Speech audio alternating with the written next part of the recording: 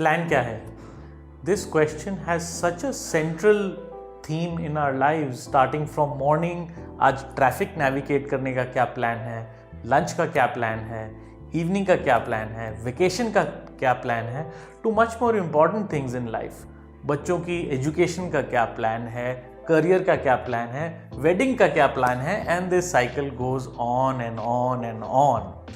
In this entire situation, one of the things that kind of gets overlooked or takes a backseat is the plan about our money. What is the plan to save and grow our money? So in today's episode of Sqrrl Chatter, we're going to talk to someone who's massively simplified the world of savings, investments and planning. Carl Richards. Carl Richards is not only a friend, philosopher and guide to Sqrrl, but is an accomplished professional. He is a certified financial planner. He's been running one of the most popular sketch columns on New York Times on a weekly basis since 2010. He's also an author for 2 books, The Behaviour Gap and One Page Financial Plan. So let's get Carl in and get his views on some of the most important aspects about planning. To begin, I would like to get your perspective on this entire concept about planning, financial planning. It sounds so complex and jargonized, and especially for the younger guys who are just starting their career, this can be very daunting. So help us demystify this, simplify this, given your experience. That is a really good question, actually. And I've spent a lot of time thinking about why we often get scared when the term financial planning comes up. Like we get, and what I mean by scared is we avoid it. Like, oh, I don't want to do that. It sounds a little scary. And I think the reason that it sounds scary to most of us, and by the way, if it sounds scary to you, you're not alone, right? The reason it sounds scary to most of us is found in the name. The 2 words, right? Finance, financial, and planning. Immediately, what do you think of when we say financial, right? Often we have this like, oh, money, we weren't taught how to talk about it. And then we have all these big terms like, math can be scary to people, let alone markets that move up and down, and statistics and numbers and calculators and spreadsheets. Most of us are like, geez, if I took one of those classes in college or at university, I want to forget it as soon as possible, right? Like most of us avoid that stuff. And then planning, of course. Planning just is like, there's a lot of things. I'd almost rather go to the dentist than engage in what I traditionally think of as planning, right? This activity of thinking about what are things going to look like 30 years from now, and I'm like, wait, man, I don't even know what tomorrow looks like, let alone 30 years from now. So I think that's why the term scares people, financial planning. We don't want to engage in it. We don't know what it means. But I'm here to tell you, it doesn't have to, right? It doesn't have to, but I think that's why financial planning can feel scary to us. Thanks for making it so simple and easy to understand. The other question that I wanted to pick your mind on was about understanding the importance of planning generally comes a little later in life for us, when we have worked a few years and then we understand the importance of money. At that point in time, a lot of people feel that they've missed the bus. It's already too late. Does it really happen like that? Do you really miss the bus?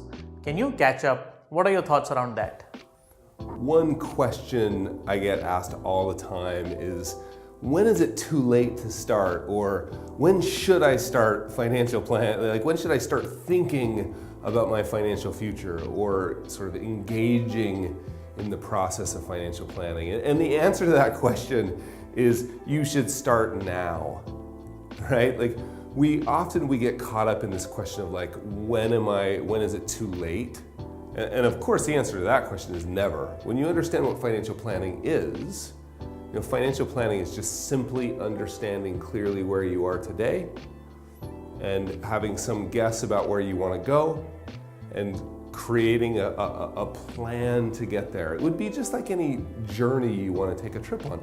And it's never too late to start financial planning, right? Never too late to engage in the process of thinking about your financial future. Now, I do want to mention, like, the earlier the better.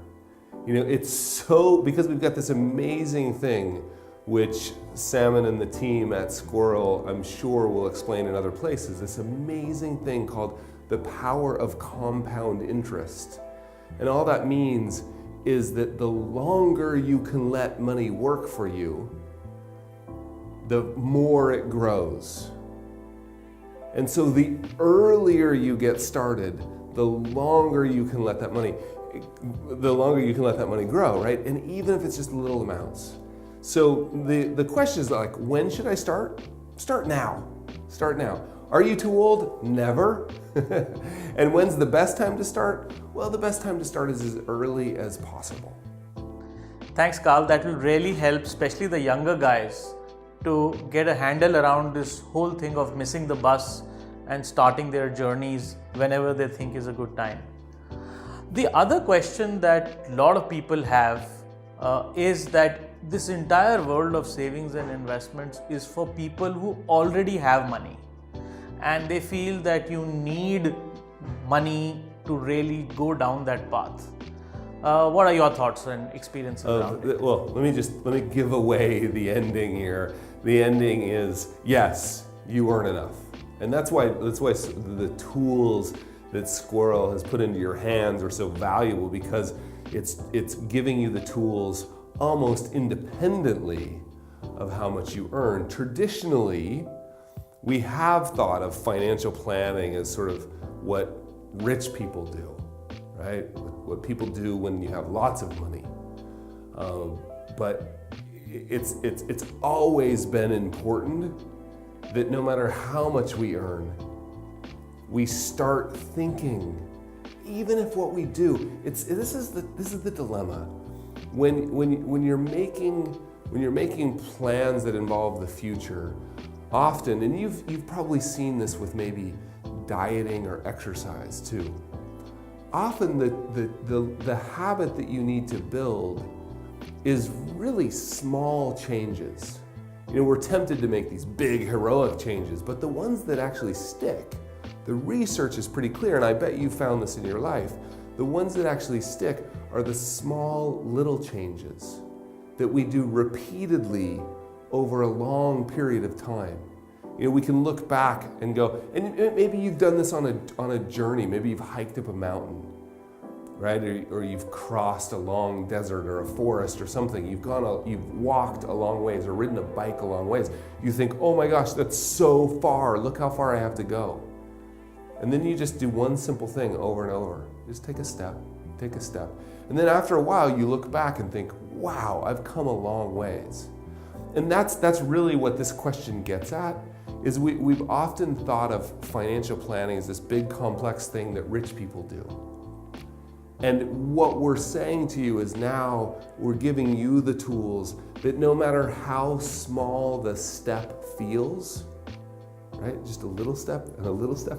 No matter how small the step feels, if you do it repeatedly over time, it will make a big difference down the road. So it's especially important when we feel like we don't earn enough. Like, what is, like we could talk all day about, like, what does that word even mean? Like, what is enough, right? So especially when you feel that way, you just think, okay, what's the smallest thing I could do? And I could do that repeatedly. And then next month, maybe I could do just a little more. Maybe we could do just a little more. We start establishing these habits that they may feel teeny to us, but over time they will make a massive difference. So the answer to the question, do I earn enough? Yes, you do. You should get started. All right, now that we've established that it's an important thing to do, start as early as possible, start with as little as possible. The next important question that comes to their mind is, who will do it? Is it a very expensive activity? What's your take on that? That's another really good question. Like, who should do? Okay, I get it. Financial planning is important. I should get started now. Yes, I make enough. But who should do it? Now, this should be unsurprising to you. I've thought a lot about that question too. And traditionally, financial planning has been this sort of domain of experts that are financial planners. They were the only ones with the access to the spreadsheets and the calculators to do those things. Now, I want to be really clear about this. A good financial planner is worth their weight in gold, right? Like a real financial planner. But we also have to be realistic. Many of us, we may not be able to find one that we can work with. B, there's a group of people that don't feel comfortable working with a financial planner. And C, the reality of a financial planner's job is that certain people can't afford. Now that's changing, but at least traditionally, and I still think it's true in many parts of the world, certain people can't afford a financial planner, right? And then this last piece I really want to point out, even if you do work with a financial planner, I think it's really helpful to think of them as a co-pilot, right? So the answer to this question is like, who should do like you should, like we should be engaged in this process. We should understand what's going on and we should be engaged. Now for many of us, it means we're going to do it ourselves, right? We're going to do it ourselves. And the good news there is there are tools to help you. And so I guess the message I want to give to you about like who should do it is a message of empowerment, that for whatever reason, if you can't afford a financial plan, you can't find one to work with, you don't feel comfortable, whatever the reasons are behind that, for now, you can do it, you can get started yourself, right? You can do your own financial planning and get started. Right? And then the good news about the financial planning industry is that you can engage a financial planner as you have questions and need help. Right? So I hope that helps answer that question. I know it's a little complicated, but in the end I sort of want to say, look, one thing is absolutely clear. I do want to make this clear. Who is responsible for your financial plan? You are. Right? You are. I think it's so empowering for us to take responsibility ourselves, whether we work with a financial planner or not.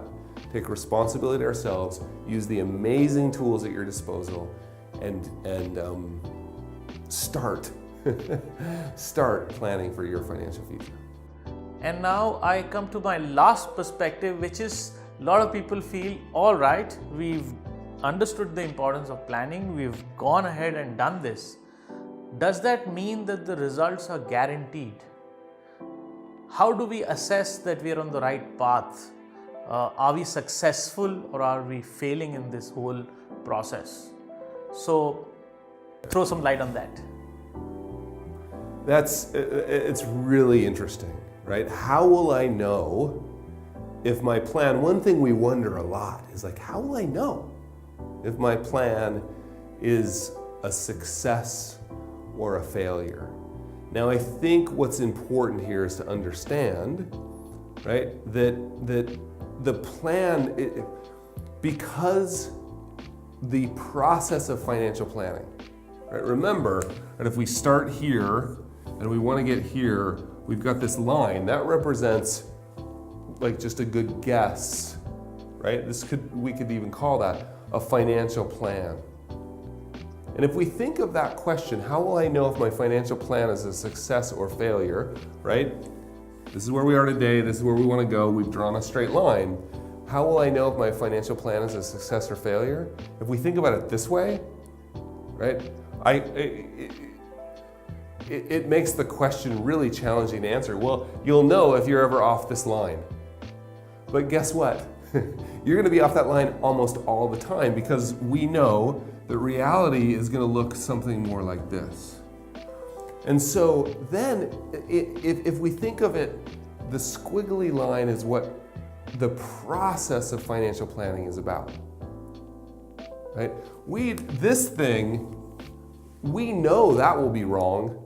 We just don't know how, right? But this is what we care about. And so if we think about it in that light, as long as you keep engaging in the process, it will never be a failure, right?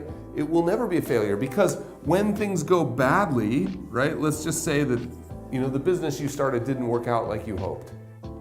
And you find yourself in a situation that's not as good as you had hoped 5 years from now. Well, as long as you make course corrections there, right? As long as you keep engaging, okay, well, what do I do from here? What do I do from here? Right? As long as you keep engaging, it will never be a failure, right? We'll just keep sort of working on narrowing in the range of outcomes towards our goal, right? So that's how I think about it. I don't think about you could think of this as a failure, or you could think of it as losing, or you could think of it as a lesson, right? That we get a chance to learn from. And as long as we think that way, that financial planning is a process, we don't have to think of success or failure. It's not an event, right? It's not a destination. It's a journey. And there's no success or failure on the journey, right? So that, I think, is a much healthier way to think about financial planning in light of the idea of how will I know whether it's a success or a failure. Thanks, Carl. That was superb. Thanks for sharing your insights and your perspective. I'm sure our viewers and all of us will benefit from them. For everybody who's watching, please don't forget to like and share and subscribe to our channel. We want to get on this path of chatting with Carl on a monthly basis. So please write in your questions for us for next month, and catch you there next month.